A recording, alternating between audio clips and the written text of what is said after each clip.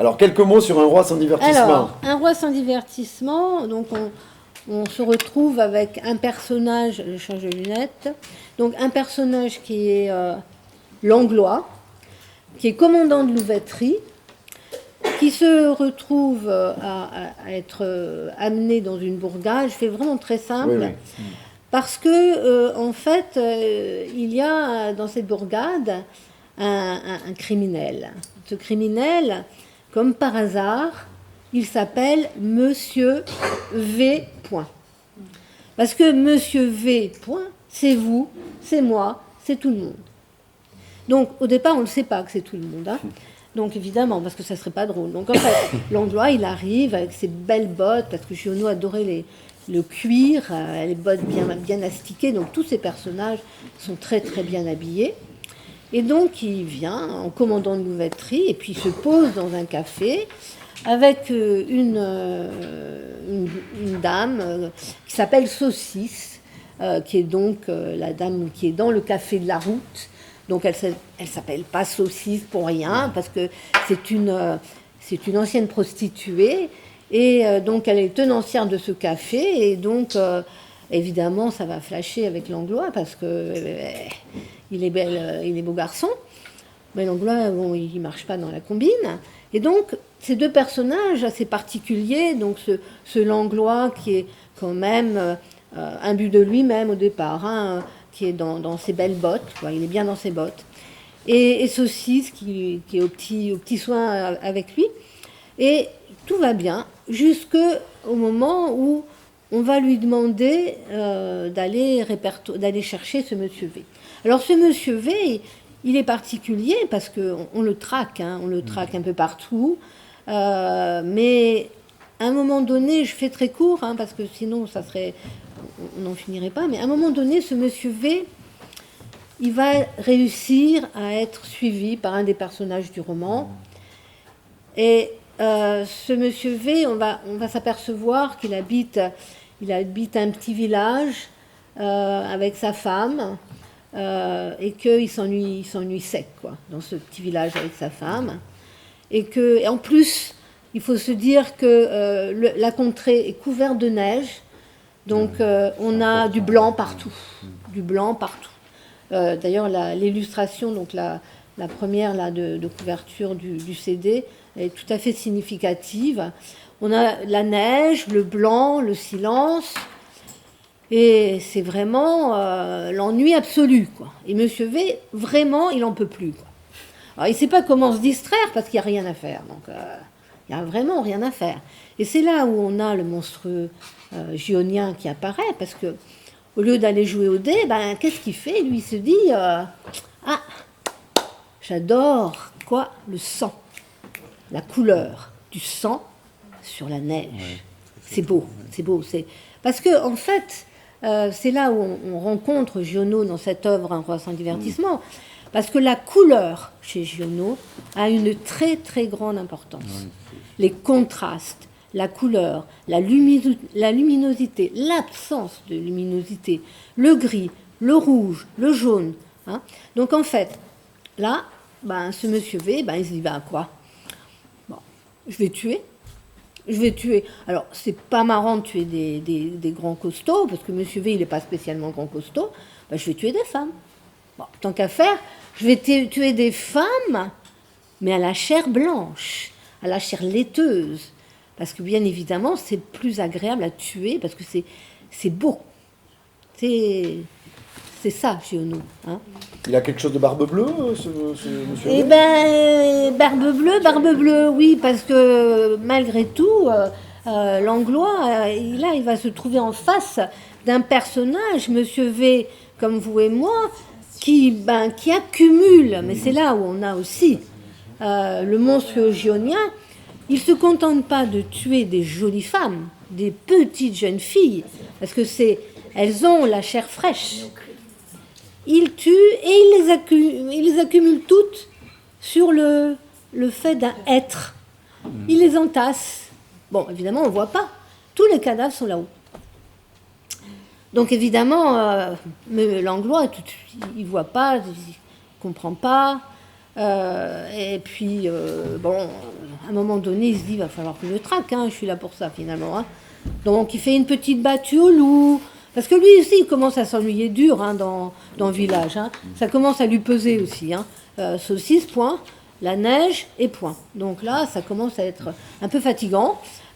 Surtout qu'en fait, Saucisse, il n'en veut pas. Malgré tout ce qu'elle voudrait, elle n'en veut pas. Et donc, en fait, il commence à s'ennuyer, il ne sait pas quoi faire. Donc, on organise une battue au loup. Et là, évidemment, en tant que commandant de louveterie, il va sentir déjà les prémices de sa sauvagerie, parce que il va traquer ce pauvre loup. À un moment, le loup est vraiment face au précipice, face à l'abîme. Il ne peut plus sauter, il ne peut plus rien faire. Et il va se tourner vers Langlois. Langlois va le voir, les yeux dans les yeux. Il va le tuer direct. Une sorte de contact, juste visuel. Les yeux ont énormément... Le regard chez Giono est fondamental. Le regard. Et donc là, il va regarder le loup va le regarder, et il va tirer sur le loup. Première, pour un commandant de louveterie, la façon de tuer le loup, là, c'est pas top. Les yeux dans les yeux, c'est pas joli. Hein. Donc, ça commence à chauffer dans l'organisme de Langlois, qui est de plus en plus habité par une sorte de monstruosité qui naît, qui est vraiment, pour l'instant, embryonnaire, parce qu'il s'agit simplement d'un loup. Mais on ne tue pas un loup dans les yeux, c'est drôle, ça. Bon, bref. Et donc, en fait, Langlois va être habité par cette chose bizarre qu'est l'ennui. Et il va se dire, qu'est-ce qu'il faut faut que je me divertisse. Donc le curé, il lui offre aussi une messe. La messe, c'est pour plutôt les enluminures, les bougies, les lumières.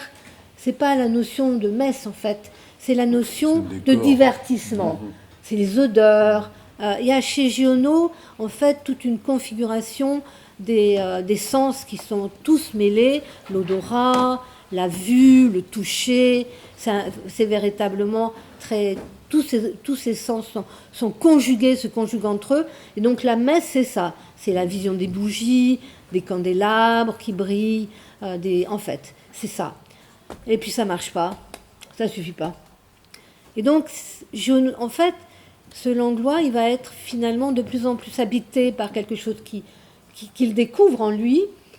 Et où il va le découvrir vraiment très très fort, c'est qu'à un moment donné, il va avoir envie de tuer. Hein. Et qu'est-ce qu'il... Bon, il peut pas comme ça aller vers un mec, lui mettre une balle dans la tête. Non, ça se fait pas. Alors il commence, puis ça naît en lui, quoi. C'est pas quelque chose de très profond. Ça commence à germer, quoi. Et qu'est-ce qu'il fait ? Il va commencer à mettre un peu de sang sur la neige, en égorgeant une petite oie. En égorgeant une petite oie. Vous avez compris la question des oies aussi. Avec Marie Chazotte, les fameuses jeunes filles qui ont été tuées par Langlois, des oies blanches. Ça, c'est toujours le Giono avec le vocabulaire. Il y a sans arrêt des appels entre les mots et le contexte. Donc là, l'oie, elle est hop, on n'en parle plus. Il y a ce sang sur la neige, puis ça l'apaise un peu. Et donc c'est ça. C'est ça. Ouais, c'est ce mécanisme qui se met... Ce mécanisme qui se met en route, qui se met en branle, avec comment je vais faire pour m'en sortir, quoi. Mais il ne va pas s'en sortir, tout simplement.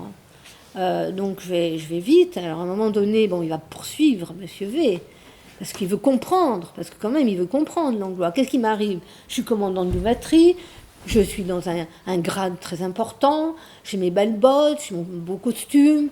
Puis là, ça va pas. Je suis en train de dérailler complètement. Je commence à égorger des oies. Ça va pas du tout, quoi. Et à un moment donné, il suit Monsieur V. Il dit, je veux comprendre. Parce que c'est quand même un être pragmatique. Il essaye de suivre Monsieur V. Puis il s'aperçoit que le pauvre Monsieur V, il est avec sa petite femme. Vraiment, il s'ennuie à mourir. Sauf que lui, il meurt pas tout de suite, il tue. Bon. Alors, en l'occurrence, Langlois arrive, il le voit, et puis il y a une sorte de bah ok, allez, comme tu m'as compris, moi je suis un tueur, je ne veux pas me zigouiller, donc fais-le pour moi. En fait, c'est comme le loup. Quand le loup était condamné, quand le loup était face à l'abîme, face au précipice, il s'est tourné vers Langlois et il lui a dit vas-y. De toute façon, tu m'as eu, qu'est-ce que tu veux que je fasse? Je me jette? Non, pas du tout, vas-y, tue-moi. Et là, Monsieur V, pareil. Il dit bah non, je veux pas me tuer, c'est pas mon truc, tue-moi. Eh ben, il va le faire. Il y aura une traque. À un moment donné, il va le poursuivre, parce qu'il y a beaucoup de marches dans un roi sans divertissement. Les personnages se poursuivent, hein, et il va le tuer. Et voilà. Mais de la même façon qu'il a pu tuer le loup. Consensus, il y a un consensus. C'est ça. Alors, moi, peut-être Eric, tu vas peut-être rebondir sur ta Non, lecture. je Ça voudrais t'a juste, redonné, non, ça c'est- t'a redonné goût, peut-être? Non, c'est juste rappeler quand même la phrase de Pascal. Oui. Oui, voilà, tu devras redire. Parce que tu Un profères roi sans magnifiquement. divertissement Est un homme est un homme plein de misère. Voilà. Un roi sans divertissement est un homme plein de misère. Et donc, effectivement, là, les divertissements que les personnages trouvent sont un peu particuliers.